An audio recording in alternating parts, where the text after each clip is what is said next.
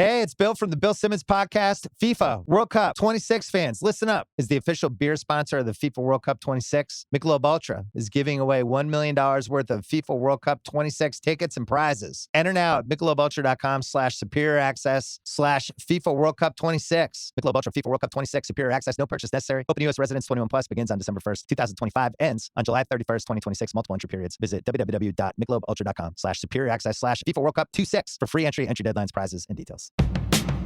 Mornings have a rhythm. You can hear it, feel it. And at Quaker, we fuel it. With 100% whole grain oats and a good source of fiber in every bowl, helping you turn that rhythm into your soundtrack for a great day. Fuel to start whatever's next. Quaker, official sponsor of FIFA World Cup 26.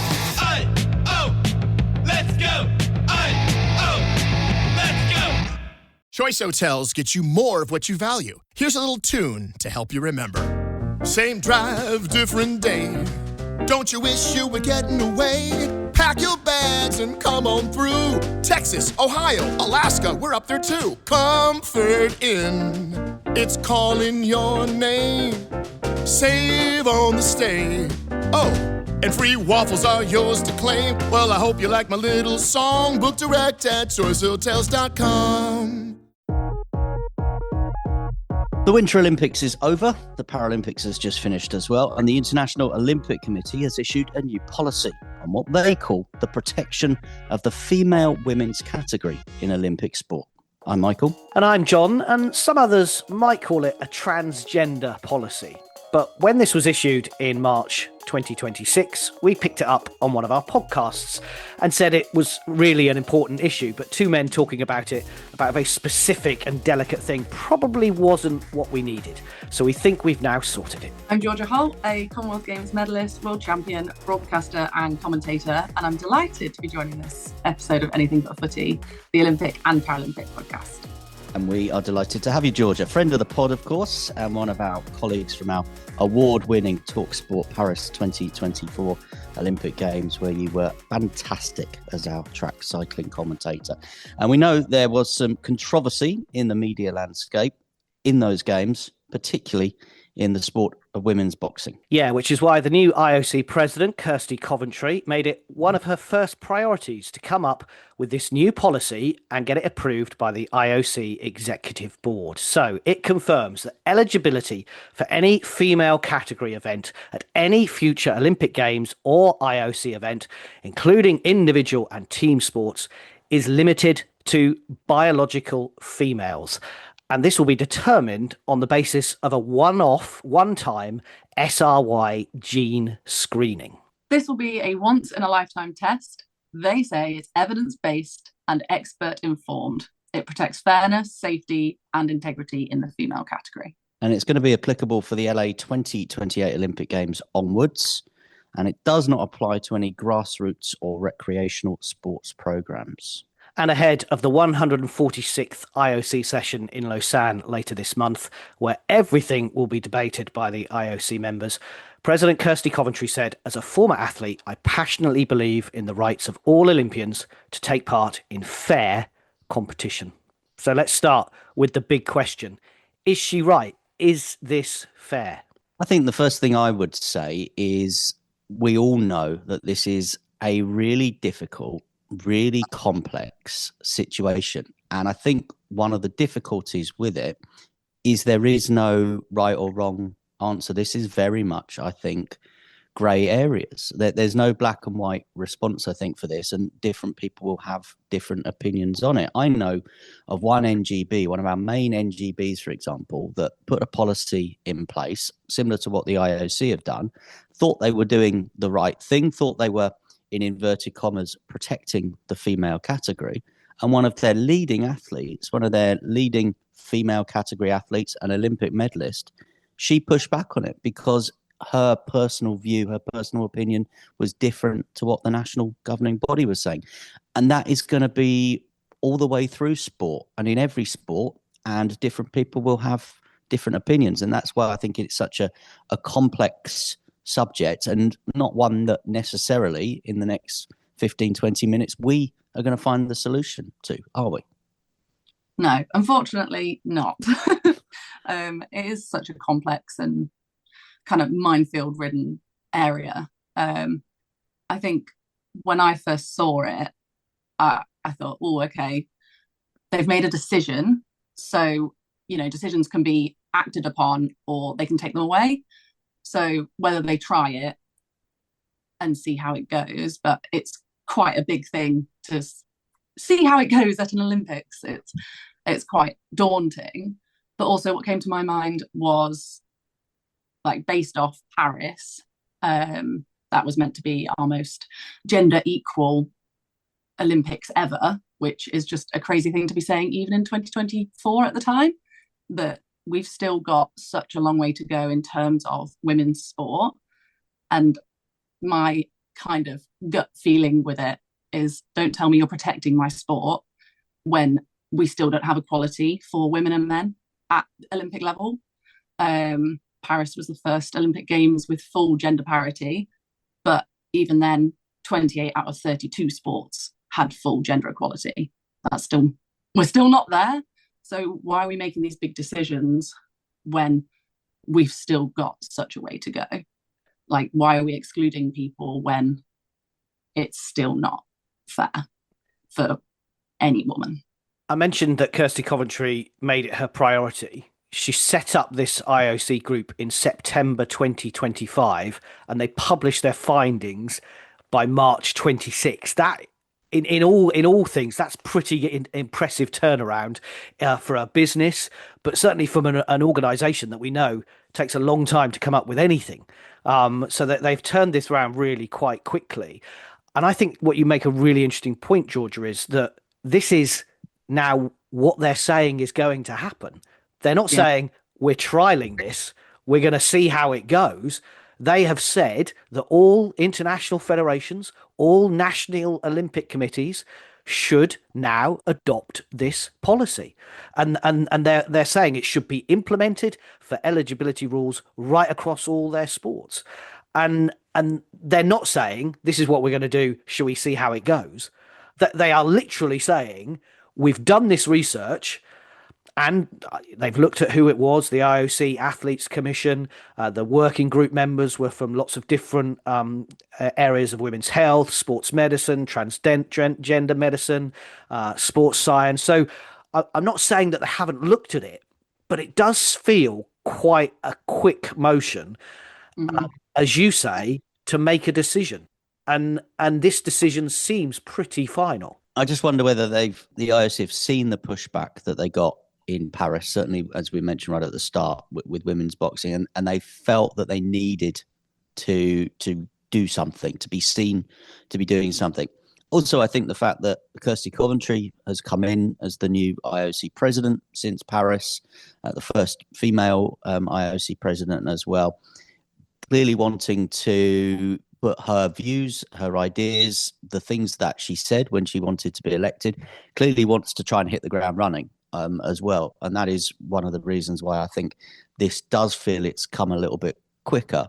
And the other thing I would say, and again, just going back to Paris, is at the heart of this are people, and I don't think one size fits all policy can necessarily be the right solution, because we saw some horrendous things in Paris. We saw and heard some horrendous things being said in Paris about Imani Khalif, for example, that the boxer that went on to win the gold medal. And I was really taken. I just remember listening to Talk Sport one day, and Dame Kelly Holmes was on, and she made that point. At the heart of it all was an individual, was a human being.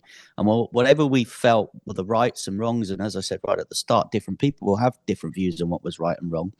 There's still people at the start. And I just wonder whether enough people, whether athletes, the people that are actually going to be affected by this, have been spoken to enough. And we've heard that in the past, haven't we? When sport governing bodies have made big decisions, and then you speak to the athletes and they say, no one spoke to us.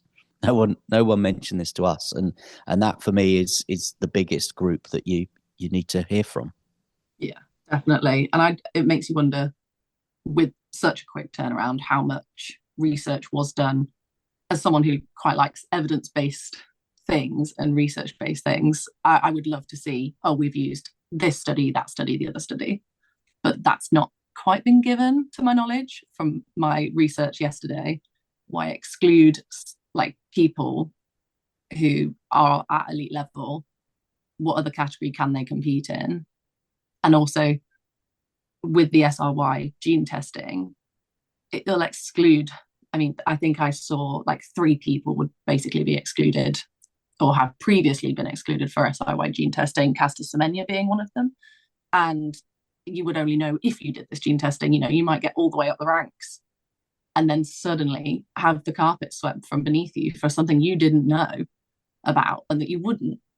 Also, one of my other concerns, and you mentioned, Georgia, when you first saw this, your initial reaction, and I think you make a really good point about equality.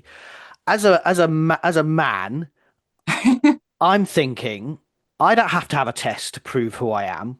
Half the population have to now do this if they want to compete in elite sport or compete in the Olympics. While with drug testing, everybody's there. Everybody has to have the drug tests. We understand that. Yeah. I didn't know whether that is an issue. As in, again, it's another way of, in some ways, they're trying to be inclusive, but actually they're excluding. Exactly. You know, you're going to exclude 3 people. And at the end of the day, one gene test is going to affect people at elite level. But I also live and die by the phrase, if you can't see, you can't be.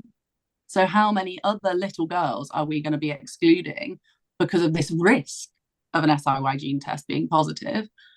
And we already have, but certainly in this country, such a humongous dropout rate of young girls in sport when they get to their teenage years. So it is a little bit beyond me that we are excluding people, that it's going to be a minimal amount and there's not enough people who would have this SRY gene test, like that would be positive, to be able to create a whole new category. So for the minute, is this actually needed? Do the athletes want this? And what the IOC have said, talking about sort of athletes and athlete feedback, is that they did an online athlete survey. They said they received over 1,100 responses. They then said they did some in-depth individual interviews with impacted athletes from around the world. They did a presentation. They had discussion with members of the IOC Athletes Commission. And the feedback they said from the athlete consultation revealed that nuances exist across sex and gender, region, and athlete status. So whether that's you're an active athlete or a retired athlete.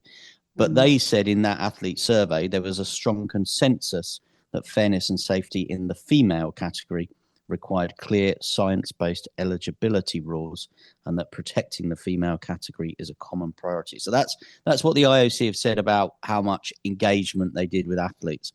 On your other point, as the father of 2 teenage girls, who I'm desperately trying to keep them interested in sport, whether that is dance sport, which is what my 2 do a lot of, whether that is going to running club, whether that is one loves to go out on a bike, the other one doesn't.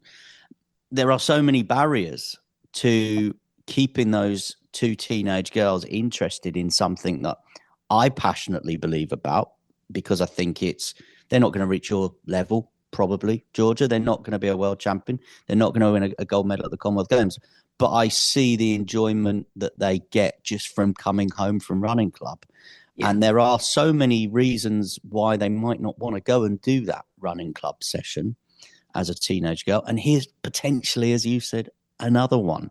Yeah. And that fills me with a little bit of upset.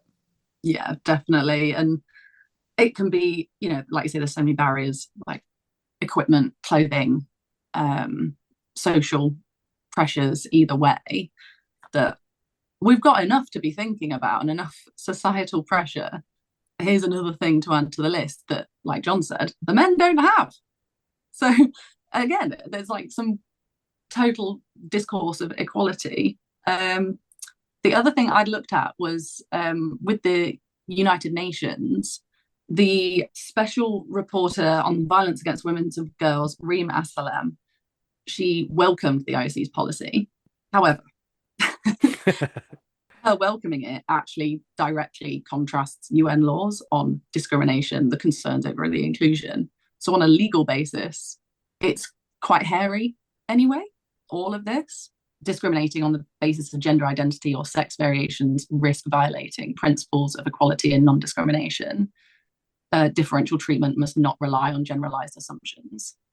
So it's scary. And then someone else has said, if you were to have a positive SRY gene test, categorizing someone as male on that basis is inconsistent with international human rights standards. So, these are big, scary words that it just seems to totally be a stark contrast to what the IOC have done, which I am not educated enough to know all of them. However, from pulling things out, there's already at the top, like regardless of human opinion, on the legal side, these two big bodies, IOC and the UN, that there seems to be some kind of discourse there as well. And I think we started off by saying the question, is it fair? And actually, to generalize it in those such simplistic terms shows that even we don't really understand it, because actually we need to be saying, and I think the IOC need to be really careful about this, is saying, well, we're protecting women's sport. You're kind of coming up with a slogan like protect the NHS. It's not that simple.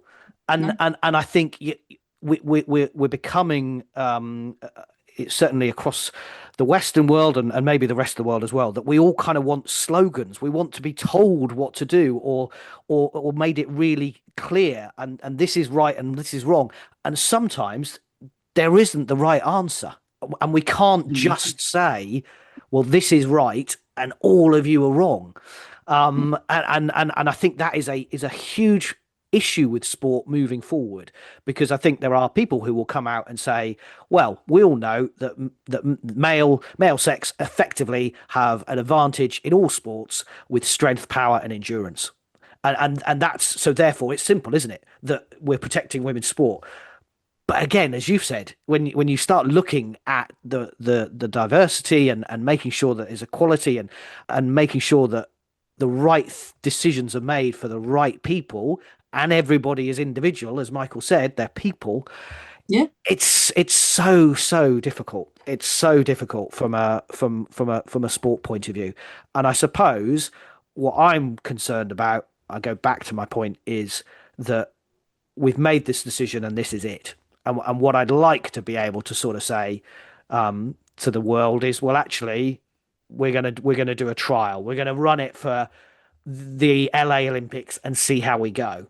While the statement is pretty categoric. The only thing they have said is this does not apply to grassroots sport or recreational sport. So they're trying to sort of say, like, to go back to Michael's point about trying to keep his girls involved. Hey, it's not going to impact on them. This is for elite sport only. But as you say, it's another obstacle in the way. Definitely. And even the special reporter, Al Salem, she's been quoted saying it restores dignity, fairness and safety for women and girls in sport. And the dignity bit, say you are that person who gets from grassroots, oh yeah, this is amazing, I get to elite sport, and then all of a sudden the carpet's ripped from under you. What about the dignity for that person? If they've been national champion and then all of a sudden they can't do their sport that they love and that they're paid to do, they lose sponsors, things like that just go through your head of, where's their dignity? That, like, how is that fair? And like you say, this is a decision, this isn't a trial. Yeah, I remember speaking to Amber Anning, the British track and field athlete, about this probably about a year ago at the British trials last year, because obviously World Athletics were introducing something similar at that point. And I know that Amber is a very thoughtful, very bright, very intelligent person, which is probably why we got into the conversation. And she kind of just seemed resigned to it a little bit. She kind of went, yeah, I'm probably going to go and do it. I think she said she was going to go and do it that night, or that she was going to go and do it in the next couple of days. And I just remember thinking at the time that, again, she sort of, if she wants to go and continue to ply her trade, if you like, she has to go and do this test to prove who she is, to go and do her job. And as John said, so she's a 400 meter runner. Matt Hudson-Smith doesn't have to go and do a test to go and do his job in the same way.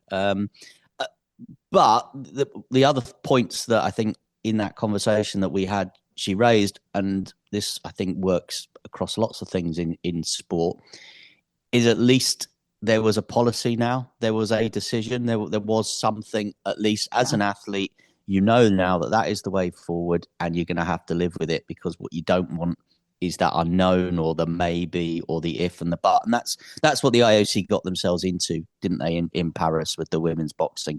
And that, I think, is why we've seen this response. Well, I found the last 20 minutes really insightful. It's great to get your view, Georgia, on the certainly like the initial reaction of when this announcement came out. And I think we're never going to solve it, as we said, but I think what we've realised is that we all want the same thing. We all want sport to be fair, and we want it to be equal, and we want everyone to have the chance.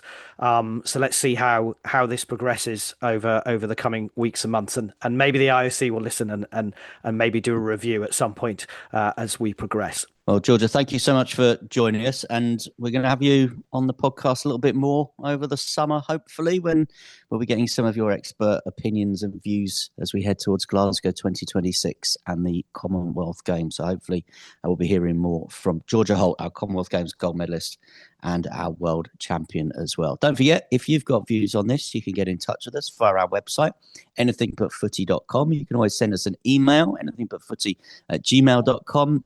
Leave us a comment on Spotify and listen to our Olympics music playlist there, and you can find us across all of the social media platforms. We are Anything But Footy. We talk about the Olympics and Paralympics all the time, not just once every 4 years. We're gearing up for Glasgow and looking ahead to LA.